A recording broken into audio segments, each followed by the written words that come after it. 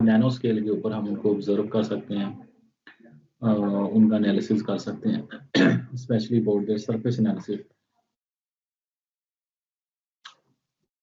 It is actually a family of more than 12 different kind of microscopes, and they all share a common feature, which is a sharp probe which is mounted onto a cantilever,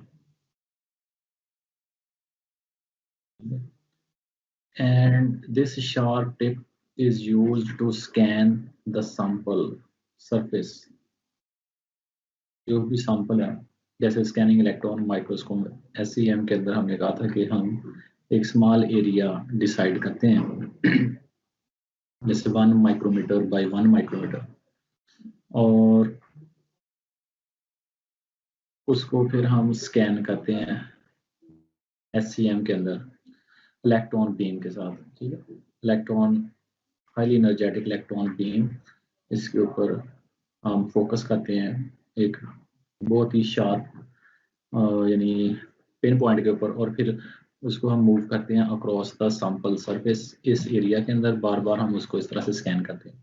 ठीक है, एक raster scan fashion. और इससे मुख्तलिफ किस्म की जो information, जिसमें हमने कहा था कि सेकेंडरी इलेक्ट्रॉन्स प्रोड्यूस होते हैं, उनको डायरेक्ट किया जाता है. बैक स्कैटर्ड इलेक्ट्रॉन्स जो हैं उनको डिटेक्ट किया जाता है. एक्स रेज अगर डिटेक्टर मौजूद हो तो उसको भी डिटेक्ट करते हैं. इसके अलावा और भी डिटेक्टर्स अवेलेबल होते हैं. All of these detectors they take information from various phenomena which are happening because of the interaction of the electrons to the sample surface. ठीक है, इसी तरह से स्कैनिंग प्रोब माइक्रोस्कोप के अंदर भी हम एक स्मॉल एरिया सैंपल का डिसाइड करते हैं और इसको हम स्कैन करते हैं, not with the electron beam but with a sharp tip. एक शार्प प्रोब और टिप. प्रोब कहते हैं किसी भी ऐसी चीज को, device which is used to investigate something. Device being used for investigation.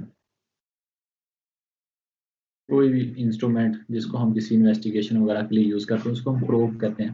ठीक है, जैसे आपके पास मेटल डिटेक्टर होता है, वो भी एक किस्म का एक प्रोब ही है. उसको वो बॉडी के क्रॉस स्कैन करते हैं in order to find if someone carry some weapon. तो इसी तरह से ये भी एक शार्प टिप है जिसको हम प्रोब भी कह सकते हैं, और which is mounted on to a cantilever. Cantilever से मुराद है लिवर. जैसे फिजिक्स में आप लिवर पढ़ते हैं, जो लिवर एक मैकेनिकल, जो क्लासिकल मैकेनिक्स के अंदर एक मशीन होती है लिवर. ठीक है, वो उसी तरह से ये एक लिवर टाइप है जिसके साथ ये फ्लेक्सिबल लिवर एक जो इस तरह से मूव करेगा. ठीक है, ऐसे ऊपर नीचे मूव करेगा, flexible, which is attached to sometimes to some piezoelectric material. Piezoelectric material ऐसा मटेरियल होता है जो मूव कर सकता है in all x, y and z directions. If when we change its environment, its electronic environment, जब हम इसका इलेक्ट्रॉनिक environment चेंज करें तो piezoelectric materials जो हैं वो वाइब्रेट करते हैं या वो मूव करते हैं, और हम इनकी मोशन को we can control their motion by fine tuning of the their electric environment, electronic environment. तो या तो आपका सैंपल जो है वो it is mounted on to a piezoelectric material. Stage जो है वो पीजोइलेक्ट्रिक मटेरियल की है कि सैंपल जो है वो मूव करता है.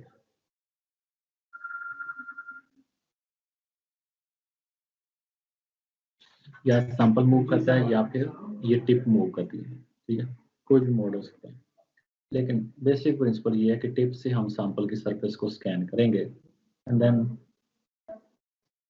What is the output. The output is in the form of a topographic image of the sample of the selected area. जो भी selected area है, जो भी उसके अंदर projections हैं, peaks हैं, valleys हैं, वो हमारे पास बन जाती हैं. ठीक है, लेकिन ये final image जो है वो कहाँ से बनता है, it comes from the interaction. It comes from the measurement of various kind of phenomena which are happening between the sample surface and this sharp tip. अगर हम इसको enlarge करके देखें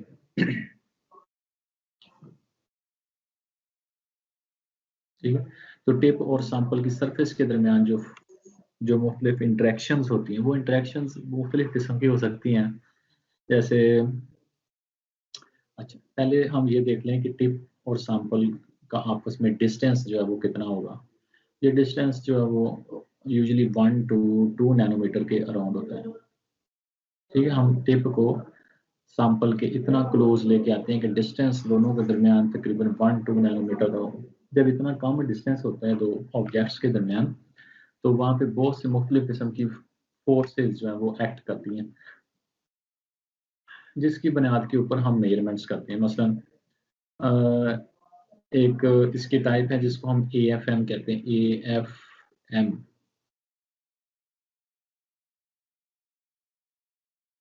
एटॉमिक फोर्स माइक्रोस्कोपी,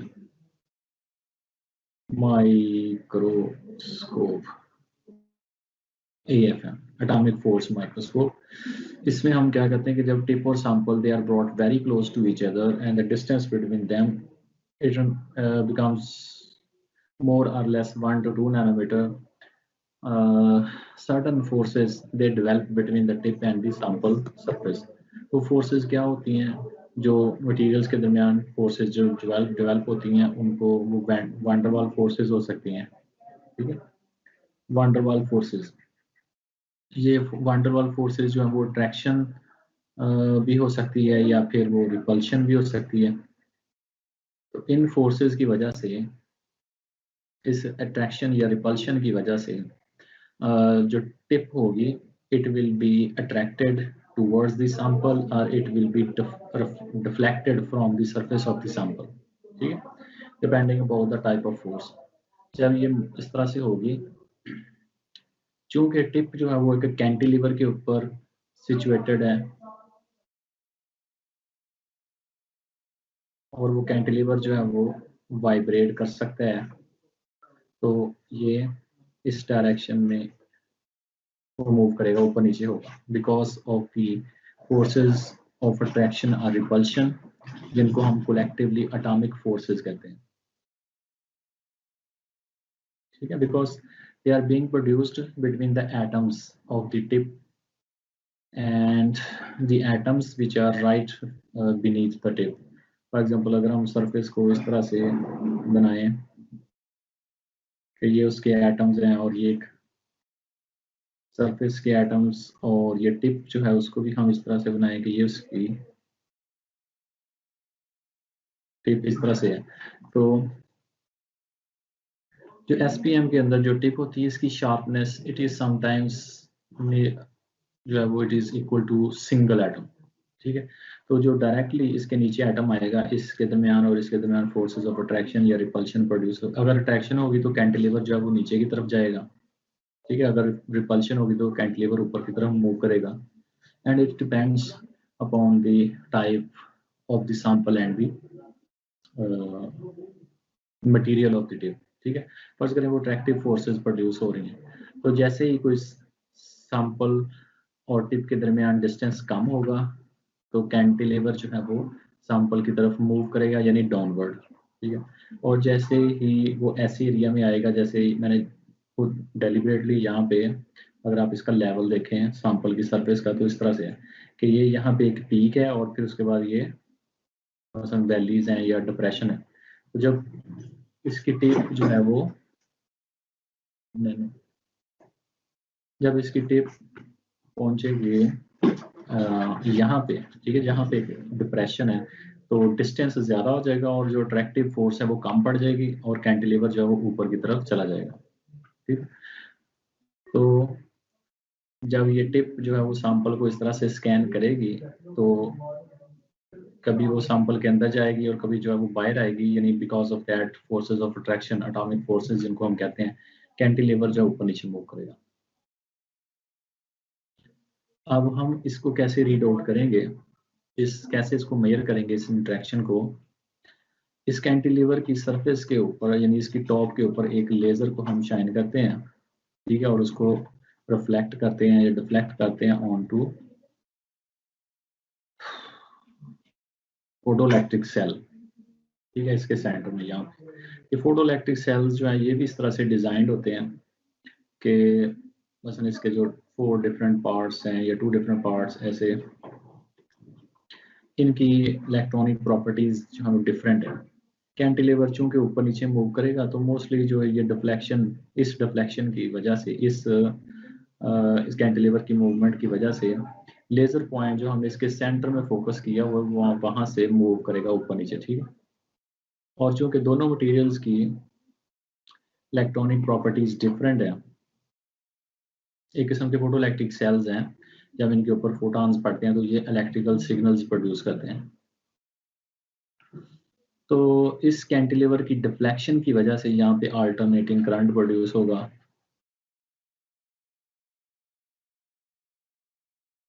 और उस अल्टरनेटिंग करंट की मदद से हमें पता चलेगा, हम मेजर कर सकते हैं deflection of the okay movement of cantilever, ठीक है, वो कितना सैंपल के अंदर वो यानी एम्बेड होता है और कितना जो वो बाहर की तरफ आता है। तो जब एक कंटिन्यूस स्कैन करेगा तो हमारे पास अल्टरनेटिंग करंट जो है वो कभी बढ़ेगा कभी कम होगा, ठीक है, ऐसे करंट, इसी को अल्टरनेटिंग करंट कहते हैं। और इसको फाइनली जो है वो कंप्यूटर की मदद से हम इसको एक उसकी टोपोग्राफी के अंदर कन्वर्ट कर देते हैं सैंपल की, कि उसकी सरफेस जो है वो किस तरह से होगी। ये जो बेसिक प्रिंसिपल है ये मैंने आपको एफएम के बारे में बताया, एटॉमिक फोर्स माइक्रोस्कोप। तो atomic force microscope is one of many kinds of SPM microscopes, ठीक है। एटॉमिक फोर्स माइक्रोस्कोप एक है, उसके अलावा STM microscopes, scanning tunnelling electron microscope, इसको कहते हैं स्कैनिंग टनलिंग माइक्रोस्कोप। फिर आगे इनकी बहुत सी डिफरेंट सब टाइप्स हैं, ठीक है, बहुत सी डिफरेंट सब टाइप्स हैं जिनके हम सिर्फ नाम ही देखेंगे और ज़्यादा उसके बारे में जानने की जरूरत नहीं है। आप सिर्फ नाम पढ़ लें और कुछ एक का बेसिक प्रिंसिपल हम डिस्कस कर लेंगे, बाकी आपने खुद ही पढ़ना है। अगर किसी चीज़ में अगर आपको ज़्यादा इंटरेस्टिंग लग रही है तो थोड़ा सा आप उसके बारे में फर्दर टेक आउट खुद से कर सकते हैं। इसके लिए अब मैं जाता हूँ, अगर आप गूगल के ऊपर जाएं और वहाँ पे लिखें SPM टाइप्स, लिखें टाइप्स ऑफ SPM, तो फर्स्ट पेज ही आप उसको चेक कर लें विकिपीडिया का, वो मैं आपके साथ शेयर करता हूँ ये, ठीक है। तो यहाँ पे आप देख सकते हैं स्कैनिंग प्रोब माइक्रोस्कोप, थोड़ा सा इसके बारे में इंट्रोडक्शन है, वही बातें जो ऑलरेडी हम कर चुके हैं। स्कैनिंग प्रोब माइक्रोस्कोप जो 1981 के अंदर ये डिस्कवर हुई थी या इन्वेंट हुई थी एज स्कैनिंग टनलिंग माइक्रोस्कोप। ये भी देखते हैं क्या, पहले हम इसकी डिफरेंट जो टाइप्स हैं वो देखें। एटॉमिक फोर्स माइक्रोस्कोप, इसके बाद इन्वेंट हुई स्कैनिंग टनलिंग इलेक्ट्रॉन माइक्रोस्कोप के बाद।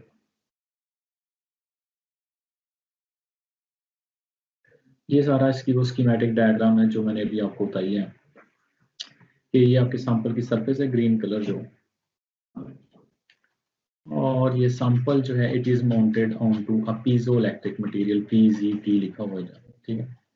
पीजो इलेक्ट्रिक मटीरियल्स मैंने आपको बताया कि ऐसे मटीरियल्स जिनकी मूवमेंट को हम कंट्रोल कर सकते हैं by changing their electronic environment. और ये वो कैंटिलीवर है जिसके ऊपर ये टिप लगी हुई है, टिप जो है it will B scanned across the sample surface just like in as we have seen in SCM, ठीक है। और ये लेजर लाइट जो है वो कैंटिलीवर के ऊपर से डिफ्लेक्ट हो रही है, और एक photodiode, photoelectric cell वही है जो फोटॉन्स को इलेक्ट्रिकल सिग्नल्स में कन्वर्ट करता है, इसको फोटो डायोड भी कह सकते हैं। और वो इस जो डिफ्लेक्शन है इसको वो कन्वर्ट करते हैं अल्टरनेटिंग करंट के अंदर, और which is then feeder to the detector and feedback electronics, and finally we come up with an outcome which is in the form of a topographic image of the sample surface। लेकिन ये पूरे sample का नहीं होगा, obviously ये सिर्फ एक बहुत ही स्मॉल साइज होगा उस सैंपल की सरफेस के अंदर, यूजुअली अराउंड 100 नैनोमीटर स्क्वायर। तो यहाँ से भी आप इसके बारे में पढ़ सकते हैं एफएम के बारे में फर्दर, लेकिन मैं साथ नोट्स जो है वो और भी शेयर कर दूंगा। हम बात कर रहे थे इसकी टाइप्स के बारे में। तो एएफएम की आगे बहुत सी डिफरेंट टाइप्स हैं depending on the modes. Different modes के अंदर हम इसको यूज कर सकते हैं, जैसे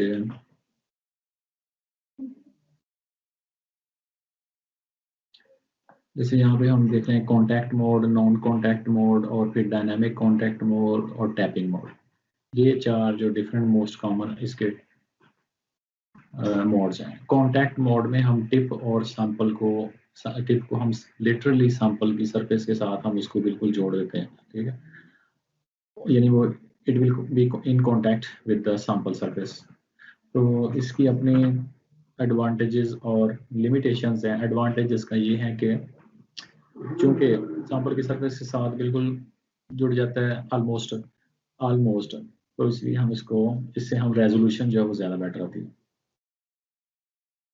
लेज़र लाइट उसी तरह से डिफ्लेक्ट होगी, लेकिन अब सैंपल की सरफेस के अंदर जब आपको कोई पीक्स या वैल्यूज आएंगी तो ये टिप जो है वो उसी तरह से ऊपर जाएगी या वो नीचे आएगी। तो ये इन्हीं डिफ्लेक्शंस को हम मेजर करेंगे एज इलेक्ट्रिकल सिग्नल्स और इसको फाइनली हम टोपोग्राफी के अंदर कन्वर्ट करेंगे। लेकिन इसके लिमिटेशन या इसका ड्रॉबैक ये है कि it will certainly damage the tip, क्योंकि टिप जो है वो बहुत ही ज़्यादा शार्प होती है, ऑलमोस्ट 1 नैनोमीटर 1 एटम तक, सिंगल एटम तक बाजू तक। तो डेफिनेटली जब वो सरफेस के साथ वो टच होगी और वहाँ पे वो ड्रैग होगी तो उससे टिप जो है वो डैमेज हो जाएगी। नॉन कॉन्टैक्ट मोड वो मोड होता है, इसको कांस्टेंट डिस्टेंस मोड भी कहते हैं, कि सैंपल की सरफेस के दरमियान और टिप के दरमियान एक खास डिस्टेंस आप मेंटेन रखते हैं, ठीक है। फॉर एग्जांपल 1 नैनोमीटर का डिस्टेंस दोनों के दरमियान, तो जब हम स्कैन करते हैं तो ये डिस्टेंस जो है वो मेंटेन रहता है, इस डिस्टेंस को चेंज नहीं होता। ऑटोमेटिकली जब डिप्रेशंस आएंगे तो कैंटिलीवर ऊपर की तरफ और ज़्यादा हो जाएगा, और जब पीक्स आएंगी तो वो और ज़्यादा इस अंदर की तरफ जाएगा, because of forces, atomic forces of attraction between tip and the sample surface. Dynamic contact AFM, इसका नहीं मुझे पता ये क्या है। टैपिंग एएफएम जो है ये आप खुद ही देखेंगे डायनामिक कॉन्टैक्ट एएफएम क्या होता है। टैपिंग मोड जो होता है इसमें हम सैंपल की सरफेस को सक्सेसिवली हम उसको मसलन टैपिंग करते हैं विद द टिप, यानी हम उसको एक जगह पे यानी उसको टच करते हैं और फिर एक खास इंटरवल के बाद दोबारा टच करते हैं, फिर उसको वो उठा लेते हैं, फिर इस तरह से यही हम सैंपल की सरफेस को जो वो टैप कर रहे हैं और साथ में इसको स्कैन कर रहे हैं, ठीक है। तो ये definitely it would be faster than the contact mode, लेकिन इससे रेजोल्यूशन जो है वो इतनी ज़्यादा अच्छी नहीं। तो बहुत से पैरामीटर्स हैं, रेजोल्यूशन, ठीक है, स्कैनिंग टाइम, और उसके अलावा यू नो टिप की जो मेंटेनेंस है या सैंपल की जो मेंटेनेंस है, ये बहुत से पैरामीटर्स जो हैं इनको चेक किया जाता है। इनको these parameters are taken into consideration while selecting any mode, any AFM mode। ये तो बाय डिफॉल्ट किसी भी AFM के अंदर ये वाली मोड तो उसमें अवेलेबल होंगे, लेकिन इसके अलावा और भी डिफरेंट किस्म के मोड्स हैं। AFM IR, इसको छोड़ें, इसको बाद में देखते हैं। CFM, chemical force microscope, is again a kind of AFM in which the अच्छा ठीक है, केमिकल फोर्स जो माइक्रोस्कोपी है इसके अंदर भी हम जो केमिकल फोर्सेस सब्सटेंस के दरमियान और सैंपल के दरमियान जो प्रोड्यूस होती हैं उन्हीं की बेस के ऊपर हम मेजरमेंट्स करते हैं। कंडक्टिव एटॉमिक फोर्स माइक्रोस्कोपी, जिसमें कंडक्टेंस जो उसको मेजर किया जाता है। इलेक्ट्रोस्टैटिक फोर्सेस माइक्रो के सैंपल की टिप सैंपल की सरफेस और टिप के दरमियान जो इलेक्ट्रोस्टैटिक अगर फोर्सेस कोई प्रोड्यूस हो रही हैं उनको मेजर किया जाता है। कैल्विन लोग इसको छोड़े। Magnetic force microscopy, magnetic materials को स्टडी करने के लिए हम मैग्नेटिक फोर्स माइक्रोस्कोपी यूज करते हैं। इसमें टिप जो है वो भी मैग्नेटिक मटेरियल की बनी होनी चाहिए और जो सैंपल है वो भी ज़ाहिर है मैग्नेटिक होगा। तो इससे हम जो स्टडी करेंगे हमारे पास जो है वो मैग्नेटिक मटेरियल्स की मैग्नेटिक जो डोमेन्स हैं उनको हम स्टडी कर सकते हैं। ठीक है, आपको पता है कि मैग्नेटिक मटेरियल्स के अंदर इंडिविजुअल मैग्नेटिक मोमेंट्स होते हैं और individual magnetic moments they align themselves to make magnetic domains within a domain all the magnetic moments they are aligned, well aligned। ठीक है, लेकिन उसके बाहर जो है वो एक और दूसरी मैग्नेटिक डोमेन शुरू हो जाती है, वहाँ पे मैग्नेटिक मोमेंट्स जो है वो और तरह से अलाइन होते हैं। पर ये मैग्नेटिक मटेरियल्स के बारे में आप जानते होंगे, फिजिक्स के आप स्टूडेंट्स हैं। तो मैग्नेटिक मटेरियल्स की स्टडी के लिए हम मैग्नेटिक फोर्स माइक्रोस्कोप कहते हैं, because we are studying the sample surface by measuring the magnetic force which is being produced between the tip and the sample surface। ऐसे ही और भी डिफरेंट इसकी टाइप्स हैं।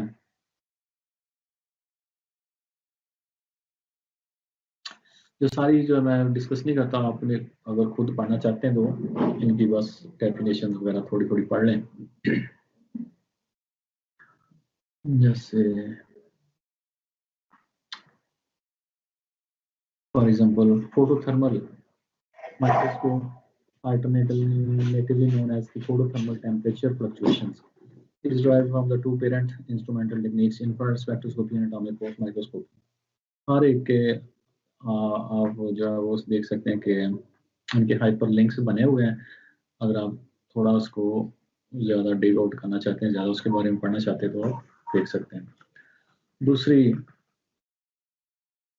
जो टाइप है, दो मेन एसपीएम की टाइप्स हैं, एएफएम और दूसरी है एसपीएम। एएफएम के बारे में हमने बात कर ली, अब हम एसटीएम।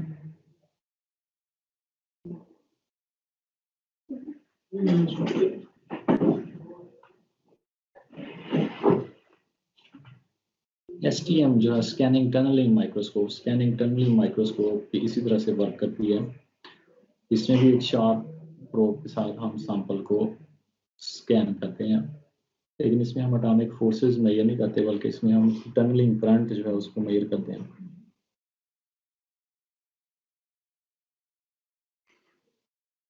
टनलिंग करंट क्या होता है?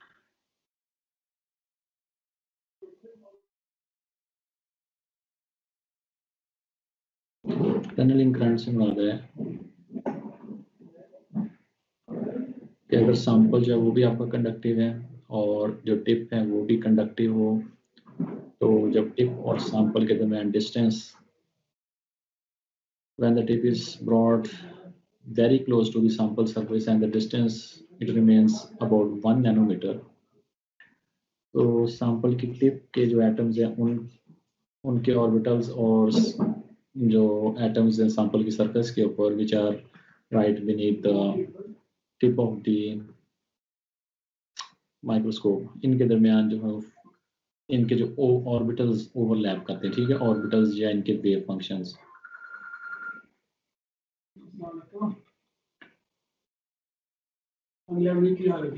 वेव फंक्शंस या इनके ऑर्बिटल्स जो हैं वो ओवरलैप करते हैं और इलेक्ट्रॉन्स जो हैं वो जंप करते हैं from tip to the sample और from sample to the tip, depending on the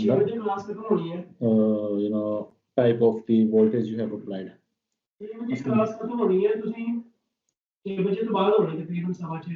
अगर टिप जो है उसको आपने नेगेटिव टर्मिनल के साथ जोड़ा है और सैंपल जो है वो पॉजिटिव है, तो फिर ज़ाहिर इलेक्ट्रॉन जो है वो टिप से सैंपल की तरफ जंप करेंगे। ठीक है, ये जंप करेंगे इससे क्या मतलब है? हमें पता है कि इलेक्ट्रॉन्स जो है they do not cross the energy barrier according to classical जो फिजिक्स है। दो ऑब्जेक्ट्स जब एक दूसरे को टच करती हैं फिजिकली, तो फिर ही एक से इलेक्ट्रॉन जो है वो दूसरे में ट्रांसफर होते हैं, ठीक है। लेकिन जब वो टच नहीं करेगी उसका मतलब है कि उनके दरमियान में फिजिकल एक बैरियर है, जिसको हम एनर्जी बैरियर कहेंगे, वो एयर या स्पेस जो भी है।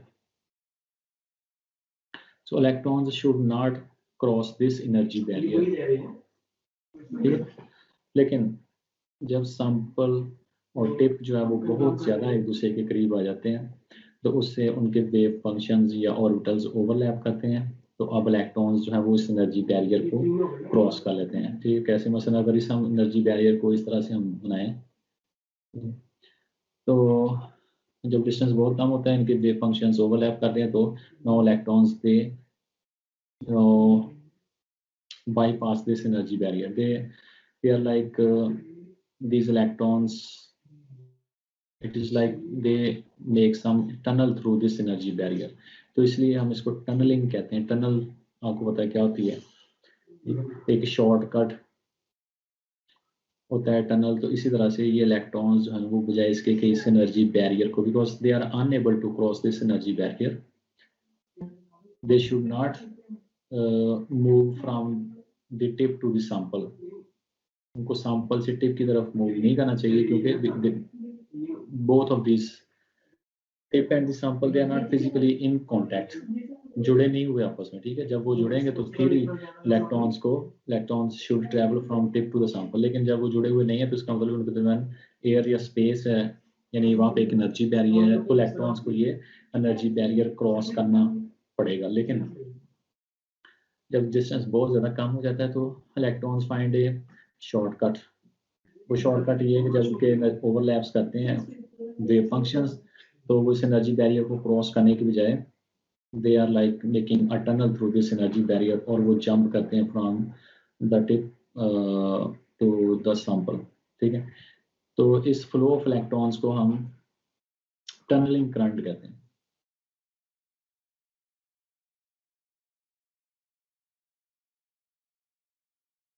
तो एसटीएम के अंदर हम ये टनलिंग करंट इसको मेजर करते हैं। ये टनलिंग करंट ऑब्वियसली ये बहुत ही स्मॉल होगा, लाइक नैनो वोल्ट्स के अंदर या इलेक्ट्रॉन वोल्ट्स के अंदर। इसको हम आगे इसके यूनिट्स वगैरह देखेंगे। पर ये टनलिंग करंट जो है it largely depends upon the distance between the sample and the tip. Distance जो है वो, अगर टिप और सैंपल का डिस्टेंस थोड़ा सा भी ज़्यादा होगा, नैनोमीटर के अंदर ही डिस्टेंस ज़्यादा होगा, तो ये टनलिंग करंट जो है वो इट विल डाई ऑफ, यानी ये ख़त्म होगा, एक्सपोनेंशियली वो डिक्रीज होगा। और जैसे ही सैंपल और टिप का डिस्टेंस कम होगा, ये करंट जो है वो एक्सपोनेंशियली इंक्रीज होगा, ठीक है। तो एक्सपोनेंशियली का मतलब आप समझ गए, ठीक है। तो जब ये टिप जो है वो which is not in contact with the sample when it will move across the sample, तो जहाँ पे कहीं पे पीक्स आएंगी वहाँ पे डिस्टेंस, ये वाला डिस्टेंस कम होगा और टनलिंग करंट की अमाउंट जो है वो उतनी ही बढ़ जाएगी, ठीक है। और जैसे टिप यहाँ पे आएगी जहाँ पे ये वैली है, तो डिस्टेंस जो है वो टिप के दरमियान और सैंपल की सरफेस के दरमियान डिस्टेंस ज़्यादा हो जाता है, और ये टनलिंग करंट उसी तरह से एक्सपोनेंशियली ये डिक्रीज करता है, ठीक है। अगेन जब ये एक पीक के ऊपर पहुंचेगी, डिस्टेंस कम होगा टिप के दरमियान और सैंपल के दरमियान, और टनलिंग करंट जो है वो इंक्रीज होगा। तो इस तरह से हमारे पास इलेक्ट्रिकल जो सिग्नल्स, इसमें यहाँ पे आप देख सकते हैं कि डायरेक्टली हम इलेक्ट्रिकल सिग्नल्स हमें मिले हैं, क्योंकि टिप जो है वो समझ लें कि नेगेटिव है और सैंपल आपने इसको पॉजिटिव टर्मिनल के साथ जोड़ा है, तो जो टनलिंग करंट प्रोड्यूस होगा, although it is very small amount, but it is then it goes through the amplifier, and और एम्पलीफायर जब उसको लार्ज एम्पलीफाई करता है और फिर उसको फाइनली हम इन इलेक्ट्रिकल सिग्नल्स को जो कभी कम या ज़्यादा हो रहे हैं सैंपल की टोपोग्राफी के ऊपर बेस करते हुए, तो वो उसी तरह से जहाँ पे सिग्नल ज़्यादा होगा वहाँ पे उसको एक इम्प्रेशन या पीक की शक्ल में शो करेगा, और जहाँ पे सिग्नल कम होगा उसको एक डिप्रेशन या वैली की शक्ल में, और ऐसे सैंपल की सरफेस की हमारे पास टोपोग्राफी जो है वो बन जाती है। तो इस चीज़ को हम कहते हैं STM, scanning tunnelling electron microscope, या इसको हम STEM, नहीं STEM तो हम स्कैनिंग ट्रांसमिशन इलेक्ट्रॉन माइक्रोस्कोप कहते हैं। तो ये दोनों का बेसिक प्रिंसिपल है, AFM का और STM का। अब हम वापस जो स्लाइड्स की तरफ चलते हैं।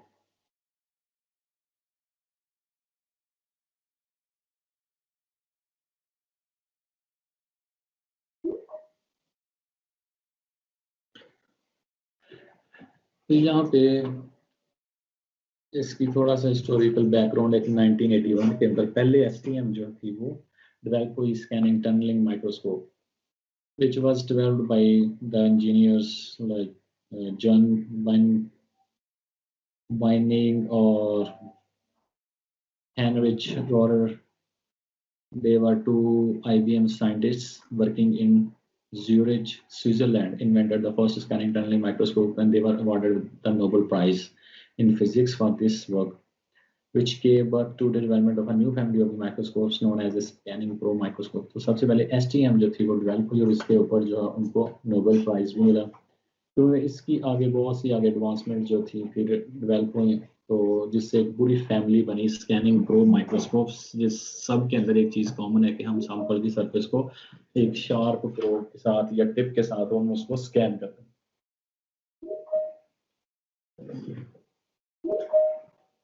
So all SPMs are based on the scanning a probe just above a sample surface while monitoring the interaction between the probe and the sample surface, कि सैंपल की सरफेस के साथ और टिप के दरमियान जो भी इंटरेक्शंस होती हैं, चाहे वो अट्रैक्शंस हो, रिपल्शंस हो, टनलिंग करंट हो, मैग्नेटिक फोर्स हो, फ्रिक्शन फोर्स हो, उसको हम मेजर करते हैं और उसकी बेस उसको हम फाइनली कन्वर्ट करते हैं into the topography of the sample. So different types of interactions that are monitored are what characterize the different types of scanning probe microscopes. तो जैसी इंट्रैक्शन को हम मेजर करते हैं उसी के हिसाब से उसका हम नाम रख देते हैं। मसलन अगर हम मैग्नेटिक फोर्स को मेजर करते हैं तो फिर हम उस माइक्रोस्कोप का नाम मैग्नेटिक फोर्स माइक्रोस्कोपी कह देते हैं। अगर हम फ्रिक्शन फोर्स को डिटरमिन करते हैं जिसमें literally the tip is dragged, tip को जो है वो ड्रैग किया जाता है अलोंग द सैंपल सरफेस, यानी उसमें टिप को सैंपल की सरफेस के अलोंग ड्रैग किया जाता है और उससे फ्रिक्शन जो प्रोड्यूस होती है दोनों के दरमियान उसको मेजर किया जाता है, यानी उस इंटरेक्शन को मेजर किया जाता है, फाइनली उसको कन्वर्ट किया जाता है इनटू टोपोग्राफी। तो उसको हम कहते हैं friction force microscopy, FFM and so on. तो बहुत सी टाइप्स हमने देखी इसकी, AFM की भी, इसी तरह से STM जो है उसकी भी बहुत सी डिफरेंट टाइप्स हैं।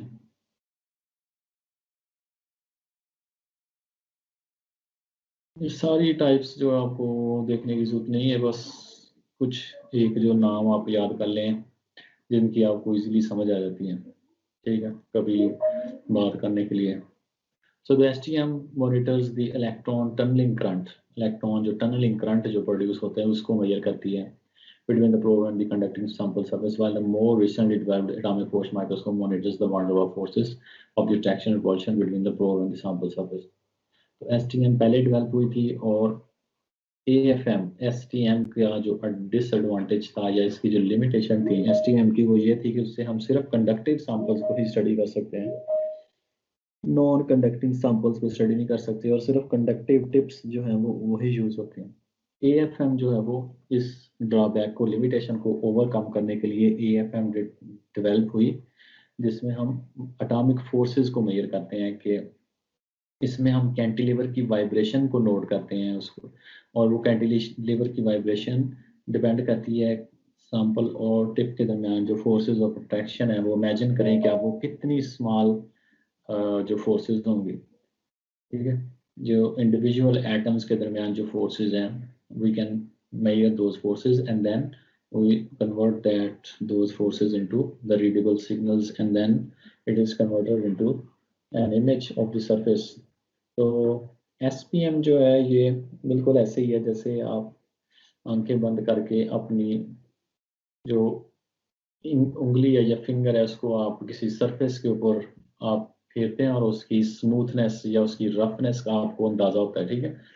तो अगर कहीं पे कोई डिप्रेशन आएगा तो आपको पता चल जाएगा कि although you are not directly watching the surface but you can still have the idea कि उसकी सरफेस जो है किस तरह की है और उसके अंदर क्या फीचर्स हैं। या ये बिल्कुल ऐसे ही है जैसे blind people they read their scripts, उनकी जो स्क्रिबल्स या पता नहीं इसको क्या कहते हैं, वो बुक्स होती हैं, आपको पता है कि उसके अंदर ये वो इम्प्रेशंस से होते हैं, जब वो उनको नज़र नहीं आ रहा था, लेकिन जब उनकी ट्रेनिंग इस तरह से हुई होती है कि जब वो उनको फील करते हैं तो उनको पता चल जाता है कि ये क्या लिखा हुआ है और उसको वो एक मीनिंगफुल वर्ड के अंदर उसको कन्वर्ट कर देते हैं। तो ये बिल्कुल उसी की एक जैसे मिमिक, उसी चीज़ को मिमिक किया हुआ। The advantage of the new family of Scanning Pro microscopes is that we are able to image and manipulate the matter at 0.1 angstrom or about 0.01 nanometer. 0.01 nanometre यानी इंडिविजुअल एटम्स को हम इससे हम feel कर सकते हैं, उनकी पोजीशन के बारे में हम बता सकते हैं। Not only we can image them but we can also manipulate them, कि हम इंडिविजुअल एटम्स को या मॉलिक्यूल्स को हम एक जगह से उठा के हम या उनको ड्रैग करके हम दूसरी जगह पे ले जाके हम उनको दोबारा से प्लेस कर सकते हैं। ठीक है, सिर्फ हम चीज़ों को देख नहीं सकते या इमेज नहीं बना सकते, बल्कि हम मटेरियल्स को मैनिपुलेट भी कर सकते हैं एट नैनो स्केल। तो ये इसकी पावर है स्कैनिंग प्रोब माइक्रोस्कोप की। इलेक्ट्रॉन माइक्रोस्कोप में हम चीज़ों को मैनिपुलेट नहीं कर सकते। इलेक्ट्रॉन माइक्रोस्कोप में सिर्फ हम उनको ऑब्जर्व कर सकते हैं,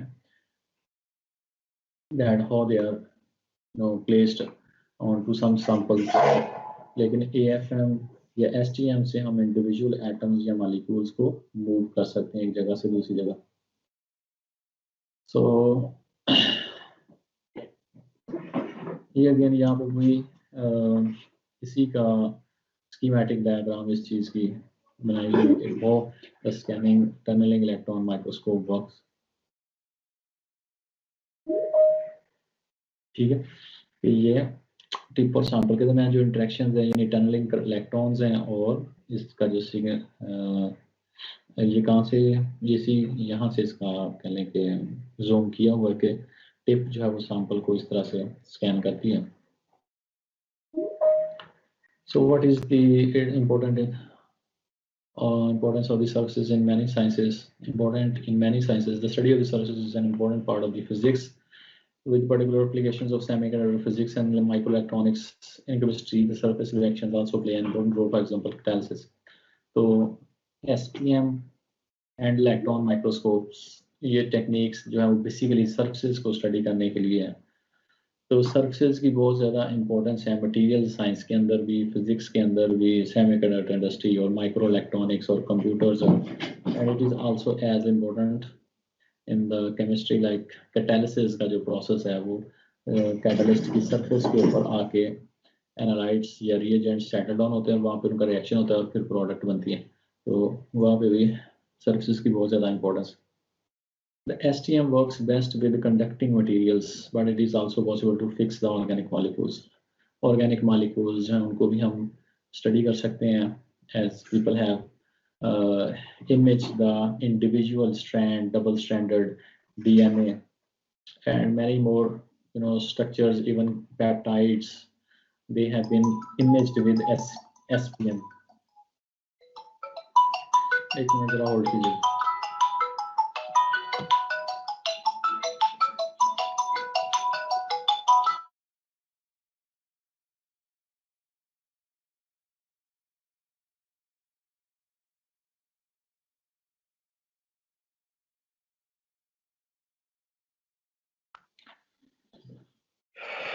हाँ जी, तो आज के लिए इतना ही बहुत है। AFM और STM आपने पढ़ना है, ये नोट्स में आपके साथ शेयर कर देता हूँ। दूसरे जो, बल्कि मैंने आपके साथ ये स्लाइड्स मैंने आपके साथ शेयर की हुई हैं, इसको आप पढ़ें, बाकी फिर हम नेक्स्ट क्लास में पढ़ेंगे। ठीक है, कोई जल्दी नहीं है हमें। ठीक है सर। हाँ जी, ओके, अल्लाह हाफिज़।